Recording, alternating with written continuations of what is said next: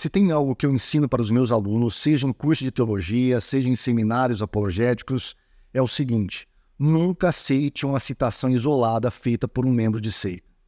Seja ele um membro comum ou seja mesmo um teólogo ou apologeta dessa seita. Eu vou te dar aqui exemplos de como que esses membros, esses seitários, retiram fora do contexto autoridades teológicas para tentar fundamentar suas heresias. O vídeo que eu tenho aqui, que eu vou passar para você, que vai ser o nosso exemplo, é do senhor Leandro Quadros, da Igreja Adventista do Sétimo Dia. Ele, então, num seminário sobre imortalidade da alma, ele faz várias citações de autoridades religiosas, e nessas citações, dentre elas, eu retirei duas. Uma de um teólogo católico e o outro de um teólogo luterano.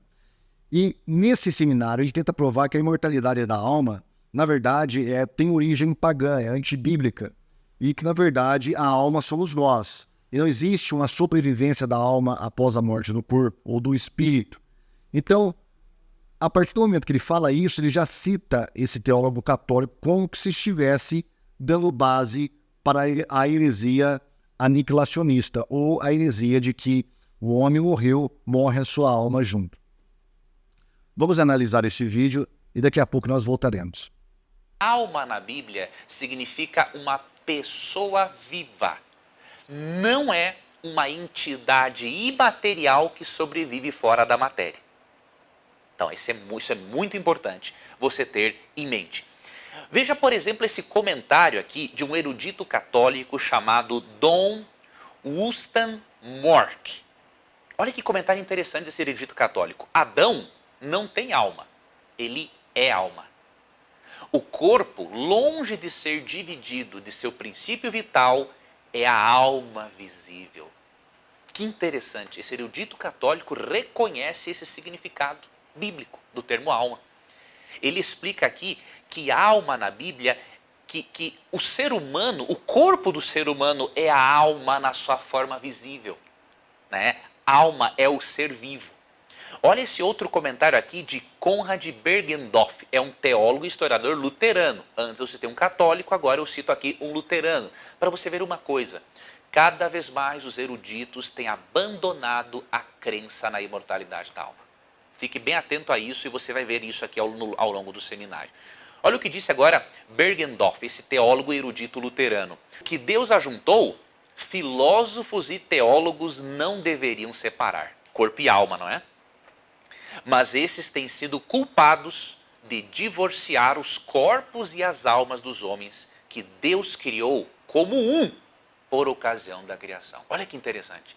Bergendorf diz claramente que Deus criou alma e corpo como um só por ocasião da criação, mas filósofos e teólogos estão sendo culpados de separarem aquilo que Deus não separou, que é corpo e alma.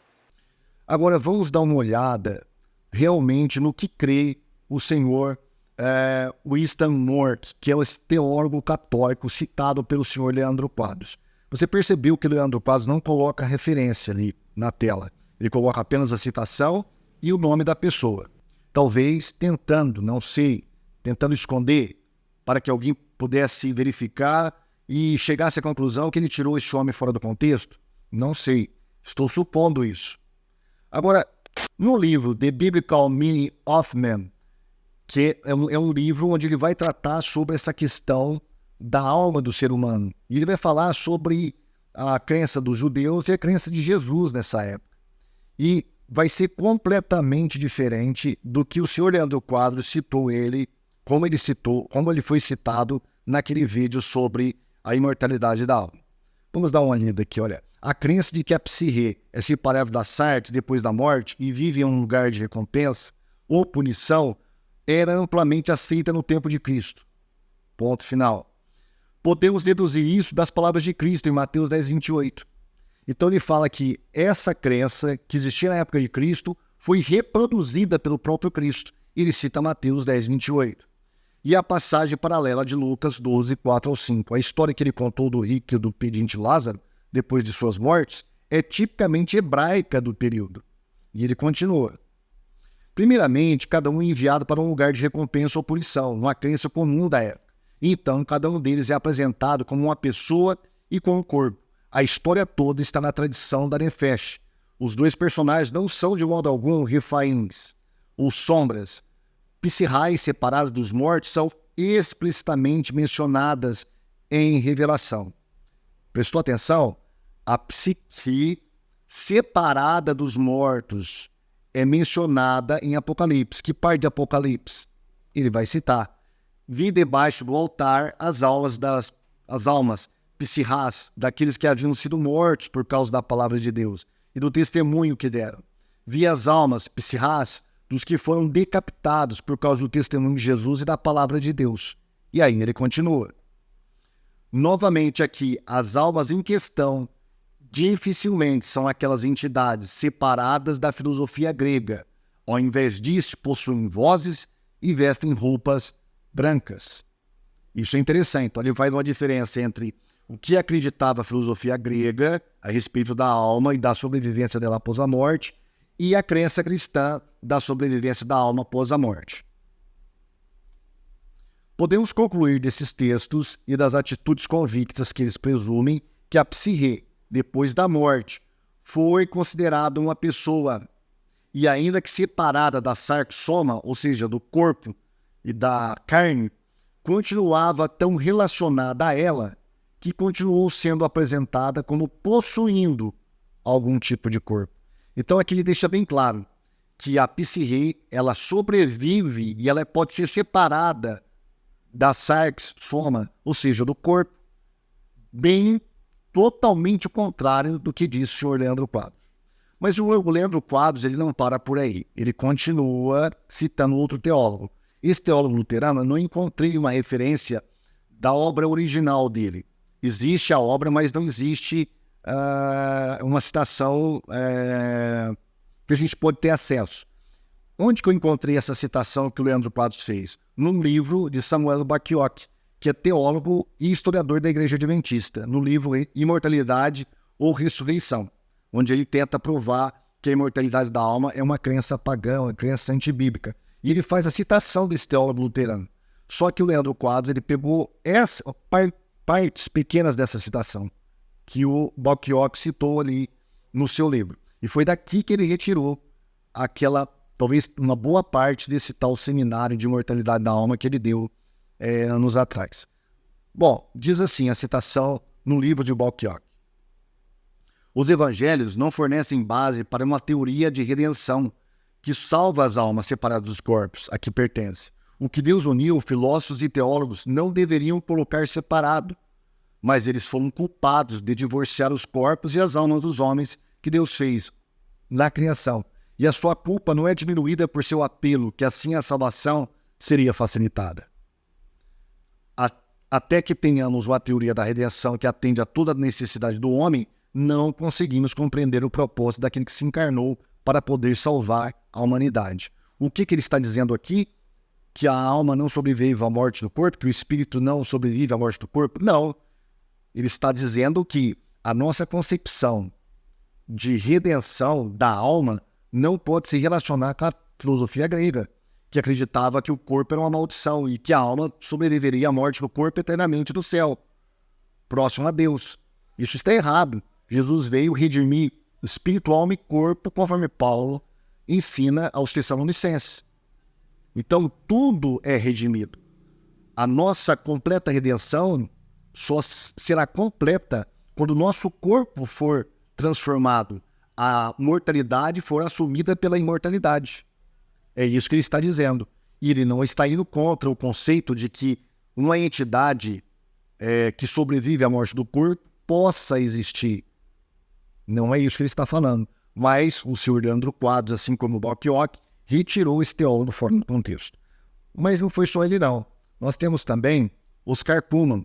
Nessa foto aí você vê nesse seminário, Leandro Quadros citando um livro do Oscar Cullmann, onde, segundo ele, Oscar Cullmann também apregoava que a alma é o próprio corpo e que não existe uma sobrevivência da alma após a morte, que a alma não se desvincula com o corpo e sobrevive após a morte. Eu já deixei um vídeo refutando essa fala do Leandro Quadros, esta citação fora do contexto. Vou deixar aqui no card. Na verdade, são vários vídeos.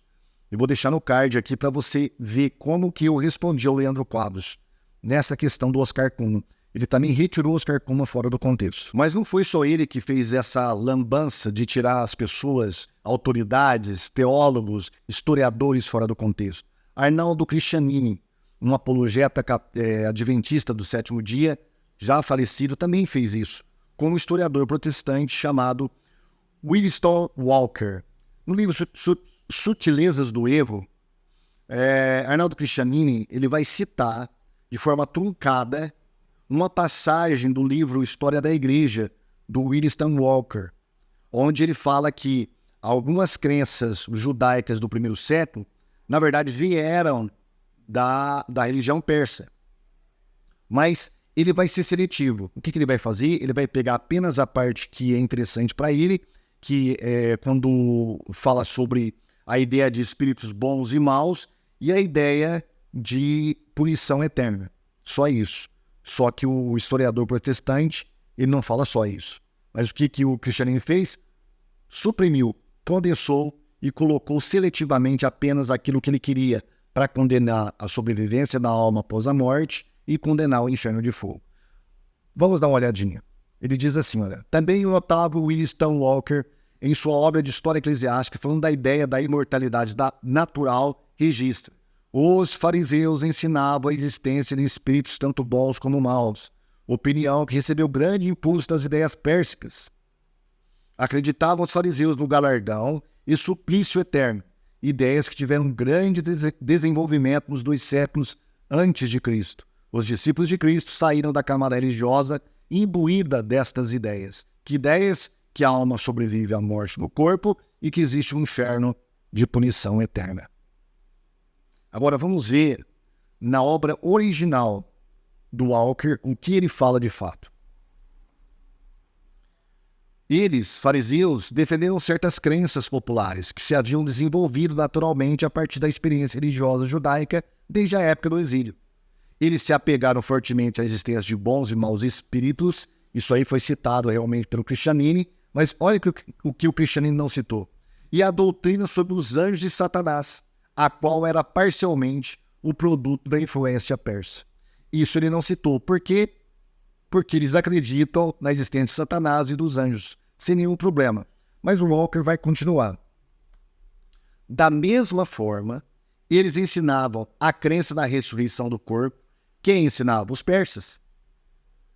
Em punições e recompensas futuras, crenças escatológicas. Quem ensinava isso? Os persas. Mas por que o Cristianino não citou isso? Porque iria comprometer a sua cruzada contra a imortalidade da alma, né? Por quê? Porque os adventistas acreditam em Satanás, acreditam em anjos, acreditam na ressurreição do corpo e em punições futuras.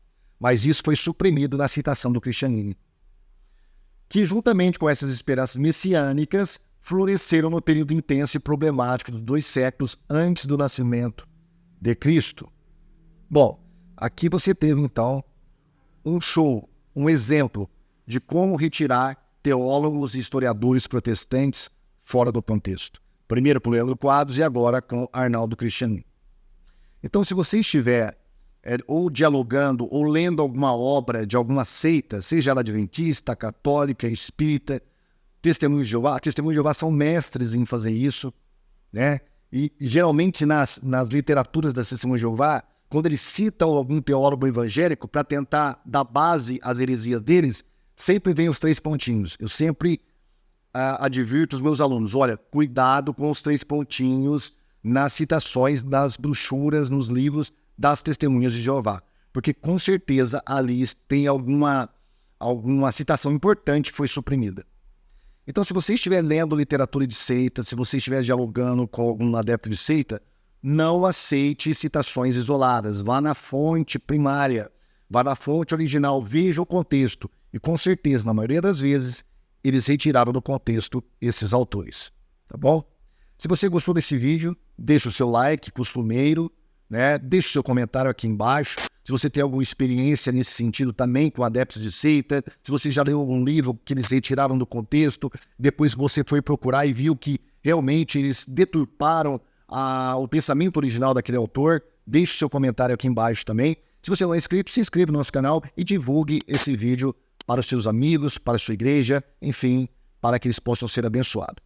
Voltaremos com outros vídeos, se assim o Senhor permitir. Até lá, fique com Deus.